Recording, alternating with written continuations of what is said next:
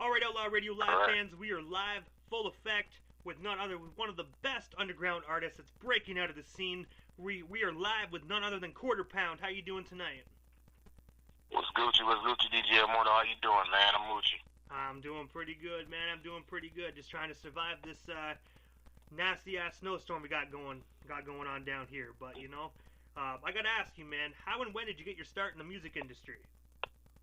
Oh man, I started writing at the age of 9, and I didn't really start trying to become successful, as they say, in music until I was, I guess, 19, about 19 years old.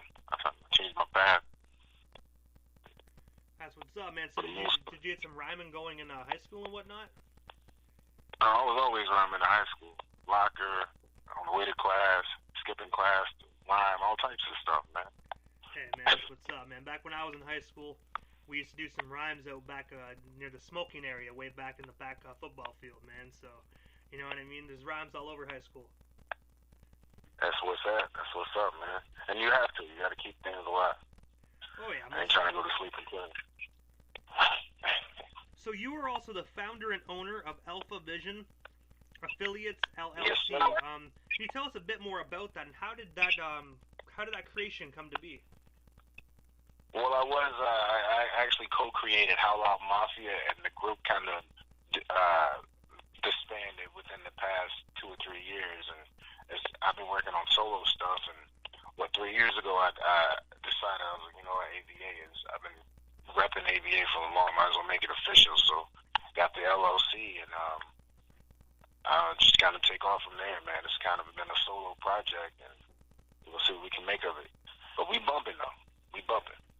Oh, man, most definitely. So you are also the co-founder and partner at Howl Out Mafia Entertainment Homeboy Association. Can you tell us a bit more about that, and how did that come to be? How did you become a co-owner of that? Well, it was me and ex-partner of mine. It was actually 3 of us all together, and what had happened was we all kind of went our own separate way, but before that happened, we came out with Howl Out Mafia, and we was rapping it pretty hard for the most part, man. But a couple things fell apart. Couple big changes for the most part, man. Everybody had to change. People went their separate way, but at the same time, it became hungry, and I never lost a touch of Howl Out. Howl Out has always been the catchphrase, and Howl Out is something for honor, hope, and hunger, man. So I'm using that my whole career. I've been swatting on that for the most part. So also on March 26, 2017, you performed at Coast to Coast Live in Boston, Massachusetts. What was that experience like, and how did it come to be? Like, what was the atmosphere of the crowd? Man, you threw one of them questions at me. It was good, man. It wasn't what we expected. I thought it was gonna be a bigger crowd. Not saying the crowd wasn't big, but it was a few hundred people. I was expecting at least 1,000. I didn't know anything about Coast to Coast at the time, and it turned out to be a great event. To believe it or not, my set came on, and the music stopped, but I knew the crowd didn't want to hear that. They didn't want to hear that, hey, my music ain't playing, so you can't do anything. So I decided to do it a cappella, and that was an experience of its own. Yeah, it's not bad, though, man. So when I heard the question myself with Boston, I was like, oh man, that must have been a huge concert, because after all, it's Boston, right? Really, really huge city. Yeah. It was big. It was pretty big. There was a lot of people there. The venue wasn't as big as, I think that's what shocked everybody, is that the venue wasn't as big as we thought. I thought it was going to be bigger, like Team Backpack Big when we did that, but it wasn't as big. It filled the house. It definitely filled the house. There's a lot of people out there. They got their money worth. Yeah. And this is also another big one that I read on. I read on Songcast that you entered a contest open for Bazaar of D12, and that you won first place. What was that experience like, and did you actually get a chance to open for Bazaar? Oh, I got a chance to open for a few artists. I think Bazaar was one of the first major celebrities we I ever opened for. But what happened was Shadow Spear Music Group. I was signed to them, but before I was signed to them, I had entered this contest, and it was out there, and I think Auburn, Maine. I want to say Auburn and Lewiston. They're close together. And Troy Douglas was holding a contest, and if you read him up, he is now the president or CEO of JMG, which is who Jam Master J. You familiar with him, Jam Master J? Oh hell yeah, legend, man. God bless his soul. Yes, sir. Well, he was running it for the most part now, but back then it was Shadow Spear Music Group that he took control of, and he took us under his wing. But we won the contest, and we ended up opening for Bizarre, and it led to a couple more shows with Shadow Spear, man. Ended up getting signed. That was the first record deal. It was the first deal we got signed to was Shadow Spear. So and I have to ask, with Bizarre, what was Bizarre like as a person, man? Because that's always my favorite D12 member. Oh, Bizarre, wow, man, he wild, bro. He wanted to party, you know what I mean? He was there for the people, and you could tell. He was there because the community gave him love. And once the community gave him love, you know, everybody knew him as Bizarre from D12, but there that night, it was just Bizarre. You know what I mean? We won't know D12 was Bizarre and his people. And it was a beautiful night, man. It was a lot of camaraderie that night. I didn't get a chance to actually go up and meet him because I think his tour bus was in the back of the club, and we left out the front. And when I left, I just left. When I leave the show, I'm out, man. You know what I mean? But it was fun. It was fun working aside him. Hey man, you know what? Not everybody can say they worked alongside Bizarre, man. So that must have been an amazing experience for yourself. Oh yeah, absolutely, man. He threw some songs I had no idea. I'm not throwing shots in the dark at Bizarre and nothing like that, but I've never really paid too much attention to his music. So when I heard I won the contest, I was just like, okay, cool, awesome. But when it actually got down to it, the boy he actually put on quite the performance, and the people loved him. It was a wonderful night, man. For the most part. And also recently, you just signed a deal with Bentley Records. How did that deal come to be? How did you get connected with Bentley? Oh man, actually, I have a label rep or a label mate, Loke DB, man. He's actually from the New England area too, and he got signed.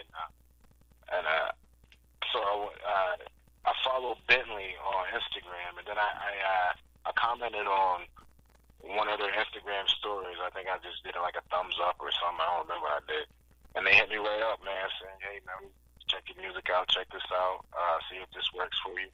And what happened was, I always tell people that I don't do the whole big record label thing. And so if you ask people, they be like, no, Q ain't getting signed. He wouldn't do that. He wouldn't do that. When in fact, it's a distribution deal. And if you know anything about that, you know how that works out. You know what I mean? They offer you things at low prices. The same thing a label would offer you, except they're not paying you this big old wad of money up front. You know, that's not what they're doing. They're helping you establishing your career by putting your feet on the ground and having you get your own hands dirty, which is, I'm already for that. We do that already. You know what I mean? These guys, man. One little comment led you to an amazing deal. So that's what's up, man. It's funny how the world works. Yeah. It's crazy. It really is. I think it was funny. I was like, and I didn't read it until like 2 days later, and I read it. I went through my Instagram message, and wait, what you talking about? But sure enough, man, they hit me up, and we got the numbers right, and I'm on a year contract right now, and I'm able to re-sign at the end of the year if I want to. But we're gonna see how this first year turns out. We got a lot of projects in motion, man. A lot of projects. I just signed my third independent artist to my company, so we're gonna see how that goes. His name is Gio Cruise. No work as of late, but the guy's running. He's hitting the ground running full force. And also, aside from your music career, I also saw on Instagram that you were a motivational speaker. What made you decide to get into motivational speaking? And also, if anybody wants to book you for a motivational speaking? How does one go about that? Well, I put motivational speaker because I motivate. Anytime I touch social media, I do it to motivate. So if anybody would have interest in booking somebody for that type of motivation, just hit the IG up or hit the email up, quarterpound4oz@gmail.com. I got a new one at quarterpound@bentleyred.com is the new email for Bentley Records. But as far as motivational speaking go, man, it's always been a big tap dance with me, and I've always tried to hold my ground on it. I'm always trying to show positivity to the youth, to the elder, to whoever. So yeah, hit the gram up if you want somebody to motivate you, even if it's to motivate your household. Definitely, man. Also, November 8th and 9th, you performed at the Howl Out Tour with other artists from your label. What was that experience like, and what made you decide to do a concert with your entire label? Well, that was a big one. That was one of them things that I was like, we got to get the tour, and we did the tour. And let me tell you something about this tour. This tour was only done 3 months with 3 months' notice. So instead of having 15 dates like we wanted to, like we originally decided upon, we actually ended up having like maybe 6 or 7 dates or something like that, which wasn't bad, but it was a fresh start for a lot of people that haven't gotten on stage in a while. I grabbed a couple cats out of my camp, Yogi D, Nick Main, Gio Cruise didn't sign yet, so this was more recent. He just signed the other day, but I had a couple people. Roxy Hart was out there. She did a couple shows out there. Scotty Free. Those guys, they didn't ask for much. They said, hey, throw some gas money at me, and we're going to ride till the wheels fall off. And most of those people really handle their business.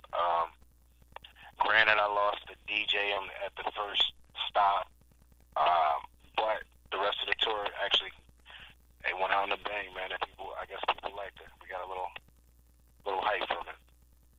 But it ain't stop. We ain't stopping though, man. Oh yeah, most definitely, man. Also, 2 months ago, you dropped a new music video for your single "Far Below." What's the inspiration behind that track? And I have to say before we get into this question that I really, really enjoyed that video, man. It's a very, very great project you did with that, man. I really appreciate that project. Oh, I appreciate you saying so. I didn't even know. I'm a creator by heart, innovator by heart. So I'll take a whole year to do one project. You know, I don't like to rush anything. But with this project, I wrote it from start to finish. It actually started out pretty on a wavy end, man. It started out like it wasn't gonna go so well because I had 3 other projects that were in the chamber that were getting ready to go off. But with this one, I couldn't get people at the same place at the same time. It was one of those frustrating videos. But when it finally kicked off and I saw the vision and I saw where I wanted to go, I just started putting more pieces to the puzzle together. And when I put more pieces to the puzzle together, you see who wanted to jump on the video and in the video, as opposed to people that say they wanted to and didn't really, show the action, didn't really commit to it. And with the small group we had, we just turned the video into a project that we can see from up top and below, you know? We turned it into a project that we can actually inspire and be motivated about. And I shot that in Waterville, Maine, most of it, right? We shot it all in Waterville. Yeah, Waterville, Maine, at O'Leary's Fitness. And that's actually a boxing gym. And we shot most of it there, and I shot some of it at my house, and put, I think, like 4 different levels to the video together, and it came out all right, I believe, man. Most definitely. A lot of work put into that music video, man. A lot of work by the sounds of it. Yeah. I think we had 3 months to get that video done too, and we knocked that out. But that was one of them commitment videos that you had to be committed to, or it wasn't gonna come out right. So I wasn't gonna play I want to play myself. So we did it. We did it. Most definitely did, man. That's one hell of a that song's a straight slapper too, man. I gotta say that. Appreciate it, man. Share love, you know. So, man, this is the time, man. I wanna ask you this, man. So, you're a very talented individual. You have some dope music. You know what I mean? You just signed a deal. So I think this is a perfect question to ask. There's a lot of up and coming artists that actually want to try and get their foot in the door, that want to make a name for themselves. What's some advice you can give these young cats, man, that really want to make it in the game like yourself? Ambition ain't enough. Talent ain't enough. Put talent, ambition, and drive all together, and you're gonna pull commitment either way. But a lot of people start and they see how expensive the career gets. Of course, it's expensive when you first start off. You don't have anything. You don't have any merch. You don't have any studio, and if you do got a studio, you don't know how to promote. Right? You might not have the right PR.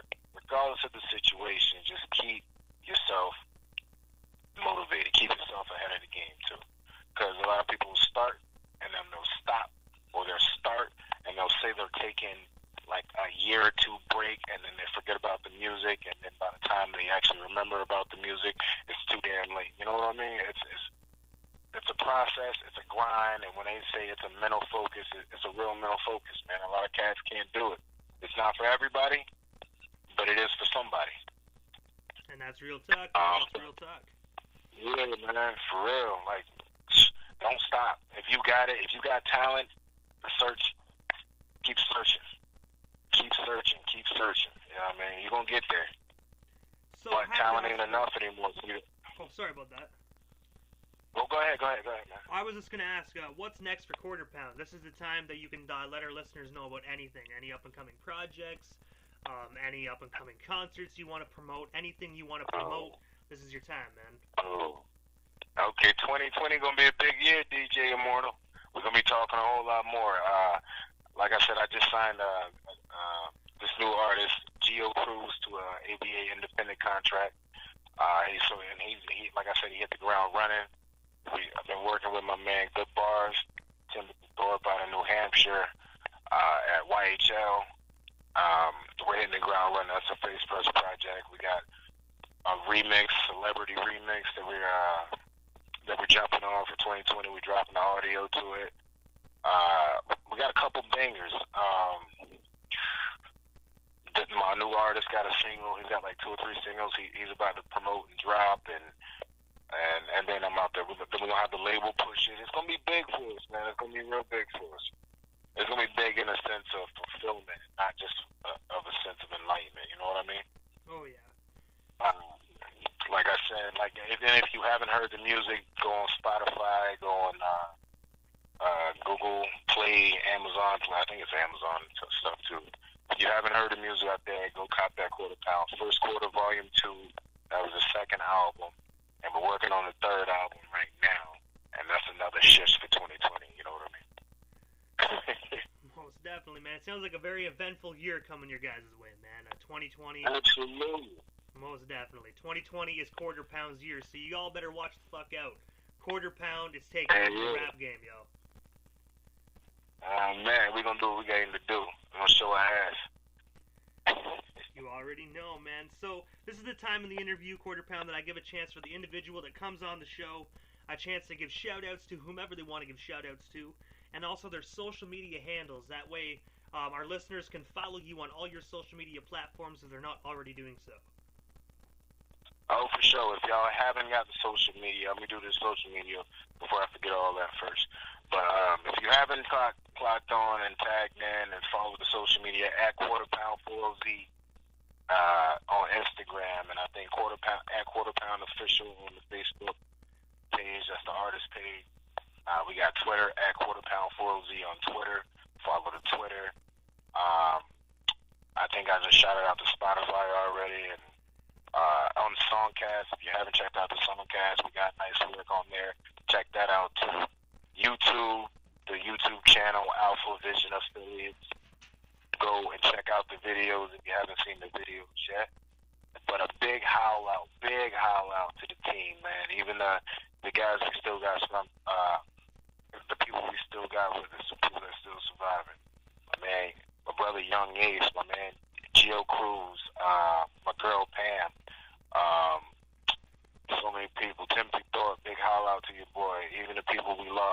Play Rhythms, Seth Leach, everybody we lost. Everybody's doing it big in New England right now. Everybody's doing it big in Maine. People I look up to. My man Cartoon from Northern 656. Everybody, man, big howl out to everybody. Much love. If you know Quarter Pound, you know all I do is support.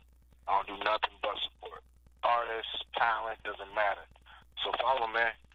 Follow. Oh, most definitely, guys. Follow up Quarter Pound. I do want to say, I'm going to agree with that shout-out with Gio Cruise, by the way. He's been tapping in the entire interview, engaging in the feed. So I just wanted to let you know, Gio Cruise is up in the house tonight. Yeah, man. That's the boy, man. That's the pit bull right there. Hell yeah, man. That's my guy. So I want to say, Quarter Pound, thank you so much for coming up on Outlaw Radio Live, man. It was an absolute honor to have you on my platform. If you need anything else, man, just hit me up on IG, and we most definitely set something up. Thank you so much for coming up on the air, man. Have yourself a happy new year, man, and most definitely a very, very successful 2020. Hey, man, thank you for having me, man. It's a big honor to be on the show, man. Anytime you need something, you holler at me. Sounds good, man. You have yourself a wonderful night, man. God bless. God bless you, Immortal.